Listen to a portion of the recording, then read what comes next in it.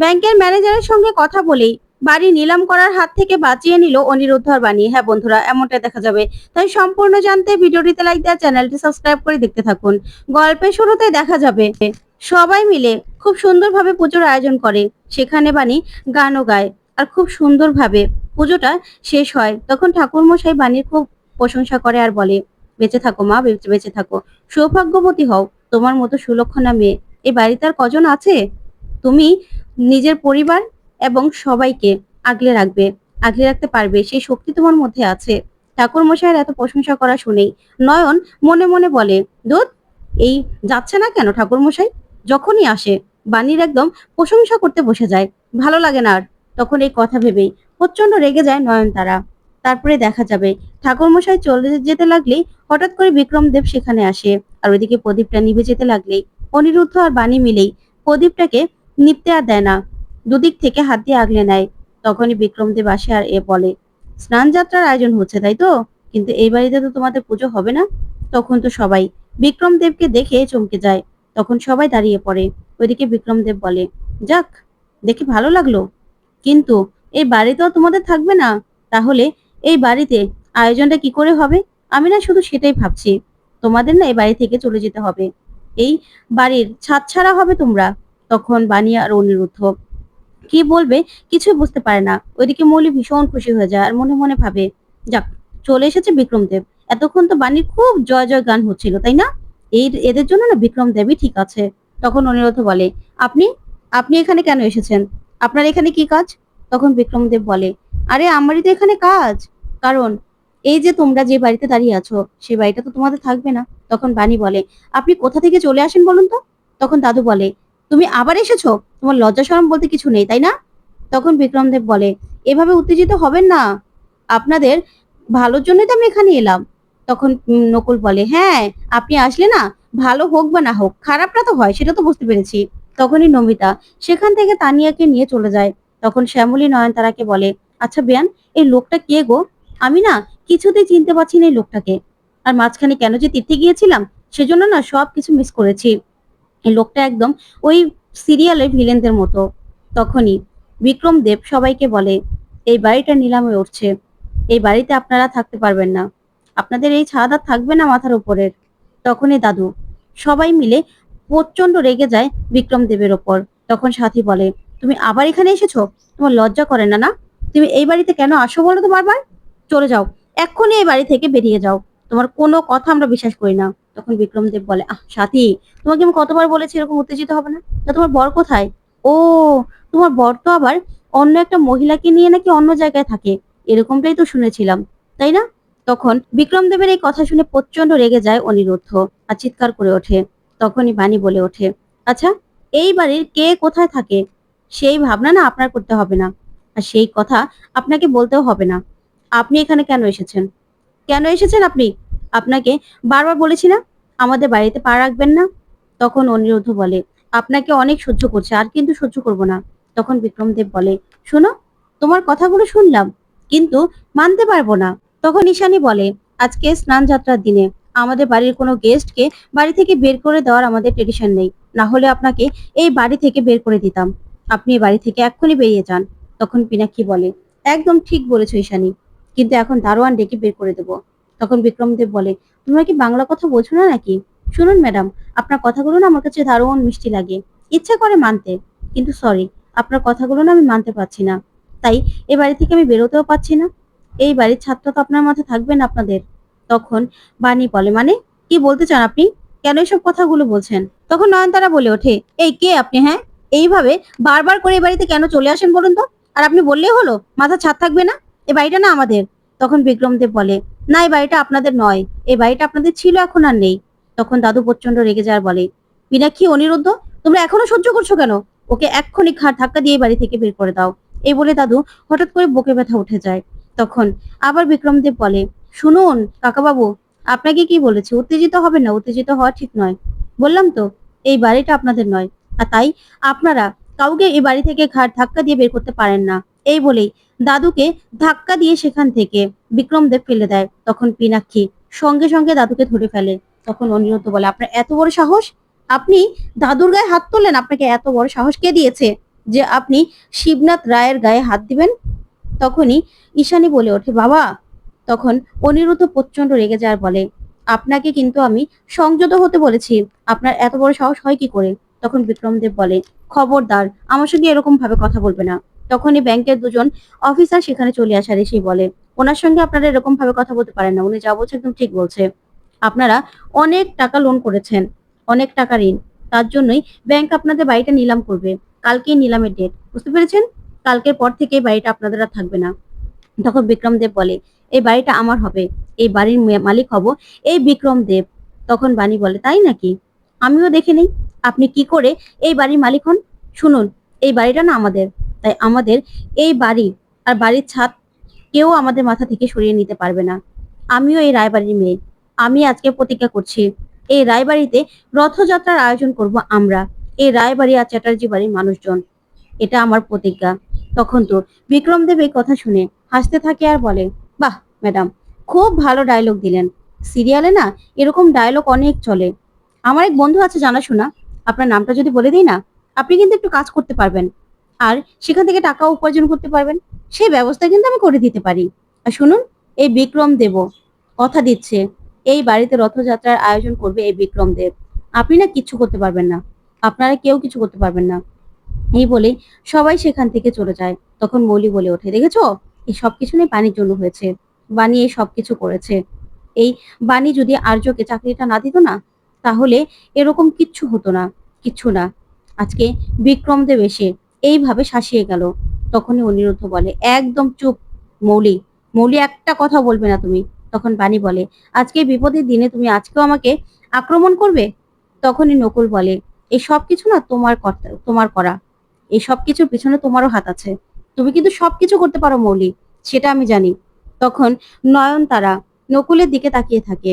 ওইদিকে দেখা যাবে ঈশানী মৌলির হয়ে কথা বলে আর বলে, আচ্ছা দাদা, মৌলি তো ভুল কিছু বলেনি, ঠিকই তো। বাণী যদি আর্যকে চাকরি না দিত তাহলে তো এরকম কিছু হতো না। তখনই পিনাক্ষী বলে, অভিযোগটা জানিয়েছিল আর্য, সেখানে বাণীর দোষ কোথায়? তখন আর্য বলে, হ্যাঁ, আমি ভুল করেছি, এখানে বৌদির কোনো দোষ নেই, আমি অভিযোগ জানিয়েছিলাম ভুল করে। তখন দাদু বলে, ভুলটা তোমার নয়, ভুলটা তো আমার। তুমি তো নকুল সরকারের রক্ত, সেটা আমি ভুলে গিয়েছিলাম। বেইমানি তো তুমি করবেই, তাই না? বেইমানি তো তোমার রক্তেই আছে। সেই জন্য তোমার জন্য আজকে আমাদের এই বাড়ি ছাড়া, আমাদের মাথার ছাদ ছাড়া হতে হচ্ছে। আমরা কি এখন রাস্তায় গিয়ে দাঁড়াবো নাকি? তখন ঈশানী বলে, বাবা, এসব কিছু না ভেবে আগে আমাদের বাড়িটা কি করে বাঁচাবো সেই চিন্তা করতে হবে। তখন বাণী বলে, মা একদম ঠিক কথা বলেছে, আগে আমরা বাড়িটা কি করে বাঁচাবো সেই ব্যবস্থা করতে হবে। তখন মৌলি বলে, হ্যাঁ, তাই তো করবে। এখন আর কি করার আছে, এখন তার কিচ্ছু করার নেই। তখন বাণী বলে, তাই নাকি? এখন কিচ্ছু করার নেই? এসব কিছুর পিছনে তোমার হাত রয়েছে মনে হচ্ছে। তখন নয়নতারা বলে, দেখো, আবার শুরু হয়ে গেল আমার দিদিভাইকে দোষারোপ করা। তারপরে দেখা যাবে অনিরুদ্ধ আর বাণী বলে, আমরা এই পরিবারকে রক্ষা করবই। তারপর অনিরুদ্ধ বসে পড়ে আর বলে, বাণী, কোনো কাগজপত্র পেলাম না, সব কাগজপত্রগুলো মিসিং। তখন বাণী বলে, এখন কি করবো মিস্টার চ্যাটার্জি?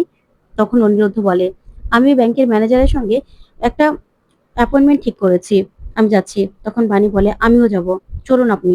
তারপরেই দুজন মিলে ব্যাংকের সেই ম্যানেজারের সঙ্গে দেখা করতে যায় আর গিয়ে বলে, দেখুন, আমরা অনেক বছর ধরে এই ব্যবসাটা করছি আর আমাদের প্রফিট এতটাই ছিল যে আমরা কর্মচারীদের দুবার বোনাস দিতাম। তাই এখন হঠাৎ করে আমাদেরকে ফাঁসানো হয়েছে, চক্রান্ত করে মিথ্যে লোন নিয়ে আমাদেরকে ফাঁসানো হচ্ছে। তাই আমরা একটু সুযোগ চাই, যদি আমাদের থেকে ব্যাংক টাকা পায় অবশ্যই আমি একটা পর্যন্ত টাকা শোধ করে দেব। তখনই ব্যাংকের ম্যানেজার ওদের সব কথা শুনে বলে, হ্যাঁ, আমিও ভেবে দেখলাম আপনাদেরকে একটা সুযোগ দেওয়া দরকার, আপনাদের একটা সুযোগ আমি দেব। ঠিক তখনই ব্যাংকের ম্যানেজারের কাছে একটা ফোন আসে। তখনই ব্যাংকের ম্যানেজার বলে, আচ্ছা দাঁড়ান 1 মিনিট। তখন সে সাইডে গিয়ে কথা বলতে থাকে। তখনই ব্যাংকের ম্যানেজারকে বিক্রমদেব ফোন করে আর বলে, কি, আমি তো শুনলাম আপনি নাকি রায়বাড়ির সঙ্গে একটা অ্যাপয়েন্টমেন্টে বসেছেন মিটিং এ। শুনুন, মিটিংটা করবেন না, ওরা যাই বলুক না কেন, আপনি কিন্তু সময় দেবেন না আর সইটাও করবেন না। তখন ব্যাংকের ম্যানেজার বলে, কিন্তু স্যার, ওরা তো একটু সময় পায়। তখন বিক্রমদেব বলে, দেখুন, তাহলে কিন্তু 55 কোটি টাকার ডিলটা আপনার সঙ্গে আমার হবে না, সেটা ক্যান্সেল করে দেব। তখনই ম্যানেজার চমকে যায়, বলে, কি বলছেন আপনি? তখনই বিক্রমদেব বলে, হ্যাঁ, আপনি কি চান যে 55 কোটি টাকার ডিলটা আমি ক্যান্সেল করে দেই? তাহলে আপনার কি অবস্থা হবে? আর ব্যাংক আপনাকে রাখবে? রাখবে না তো? তাই আমি যা বলছি আপনি সেটা শুনুন। আপনি যদি আমার কথা শোনেন, আমিও আপনার কথা ভাববো, আপনার কথা শুনবো। বুঝতে পেরেছেন?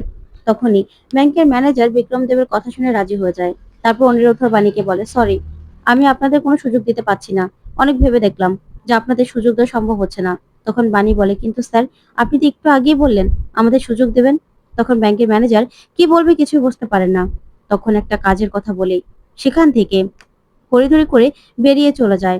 তখনই অনিরুদ্ধ আর বাণী চমকে যায়। তারপরে বাণী অনিরুদ্ধকে বলে, দেখেছেন মিস্টার চ্যাটার্জি, ম্যানেজার কিন্তু আমাদের একটা সুযোগ দিত, কিন্তু উপর থেকে কেউ হুমকি দিয়েছে, কেউ ফোন করে হুমকি দিয়েছে, সেজন্যই আমাদের সুযোগটা দিল না। তার মানে কেউ জানতে পেরেছে আমরা এখানে এসেছি। তখন অনিরুদ্ধ বলে, হ্যাঁ বাণী, এবার এই সব কিছুর পিছনে যে আছে তাকে তো টেনে বের করতেই হবে। তার মুখোশটা তো এবার ছিঁড়ে দেওয়ার সময় চলে এসেছে। তখন বাণী বলে, হ্যাঁ ঠিক কথা বলেছেন। অন্যদিকে দেখা যাবে মধুরা ম্যাম সবার সঙ্গে কথা বলছে। তখনই মধুরা ম্যাম বলে, আমি কাগজপত্রগুলো অনেক ঘাটাঘাটি করে দেখলাম, আর কোনো উপায় নেই। ব্যাংকের নিলাম হতে এই বাড়িটা বাঁচানোর উপায় নেই। তখন ঈশানী বলে, কি বলছো মধুরা? না না, আপনিই পারবেন, প্লিজ একটু দেখুন না চেষ্টা করে। তখন সাথী বলে, হ্যাঁ মধুরা, তোমার উপর আমাদের খুব ভরসা, একটু দেখো না, তুমি আমাদের শেষ ভরসা, তুমি ছাড়া যে এই বাড়িটা কেউ রক্ষা করতে পারবে না, এই বাড়িটা আমরা কিছুতেই হাতছাড়া করতে পারবো না। তখন মধুরা বলে, প্লিজ এরকম ভাবে বলবেন না, আমার হাতে না কিছু নেই, আমার হাতে কিছু থাকলে অবশ্যই আমি করতাম। তখনই বাণী এই বাড়ির ভিত পুজোর ইটটা নিয়ে আসে। তখন ইটটা দেখে দাদু বলে, বাণী, এটা তোমার হাতে কেন? তখন বাণী বলে, আসলে দাদু, এটা আমি সবসময় পুজোর সময় দেখতাম, কিন্তু মিস্টার চ্যাটার্জি আজকে আমাকে এটার গল্পটা পুরোটা খুলে বলেছে। এটা যে রূপোর সেটা আমি জানি। তখনই অন্তরা বলে, তার মানে এই বাড়িটা তৈরি হয়েছে রূপোর ইট দিয়ে? তখন নকুল বলে, না না, রূপোর ইট দিয়ে কেন, সোনার সিমেন্ট কত কিছু। তখনই নয়নতারা বলে, আচ্ছা নকুল, চুপ কর না বাবা। তখন দাদু বলে, এই বাড়িটা আমাদের জন্য সবকিছু, এই বাড়ি, ব্যবসা, এই সব কিছুর আদলে আছে এই ইটটা, এটাই আমাদের শক্তি। তখনই পিনাক্ষী বলে, হ্যাঁ, এটাই আমাদের সবকিছু। তখন দাদু বলে, এটা এতদিন পরে দেখে খুব ভালো লাগছে। তখন বাণী বলে, আসলে এই ইট দিয়েই প্রথম পুজো করে এই বাড়িটা উঠানো হয়েছিল। তারপরে সেই ইটের আদলেই একটা রূপোর ইট দাদু বানিয়ে আনে। তখন সবটা বললেই তারপরে বাণী মৌলিকে বলে, শোনো মৌলি, তুমি যদি কিছু জেনে থাকো এখনো সময় আছে, সবটা বলো। তখন তো ঈশানী চমকে যায়। তখন অনিরুদ্ধ বলে, হ্যাঁ মৌলি, এখনো সময় আছে, তুমি যদি কিছু জেনে থাকো তাহলে বলে দাও, আমরা জানি এই সব কিছুর পিছনে তুমি আছো। তখন মৌলি বলে, আবার তোমরা শুরু করে দিয়েছো আমার উপর দোষারোপ করা। কি হলো কি? যা কিছু ঘটে সব কিছুতে আমাকে তোমরা দোষারোপ করো, কেন বলো তো? কেন দোষারোপ করো? তখন বাণী বলে, কারণ আছে, সেই জন্যই আমরা দোষারোপ করি। শোনো, আমাদের কাছে কিন্তু প্রমাণ রয়েছে। তখনই মৌলি বলে, শোনো, সব কিছুতে আমাকে একদম ফাঁসানোর চেষ্টা করবে না। তোমরা কি চাও? আমাকে ফাঁসিয়ে কি কি প্রমাণ করতে চাও? সবকিছু তো করছে বিক্রম দেব। তখন নয়নতারা বলে, এই মেয়ে, তুমি আমার নাতনির পিছনে আবার পড়লে, আমার নাতনিকে দোষারোপ করছো কেন? তখন ঈশানী বলে, শোনো বাণী, তুমি আমার মেয়েকে একদম দোষারোপ করবে না। তুমি যা খুশি তাই বলবে, সেটা কিন্তু আমি সহ্য করবো না। আমার মেয়েকে এত কিছু বলার সাহস কি করে পাও?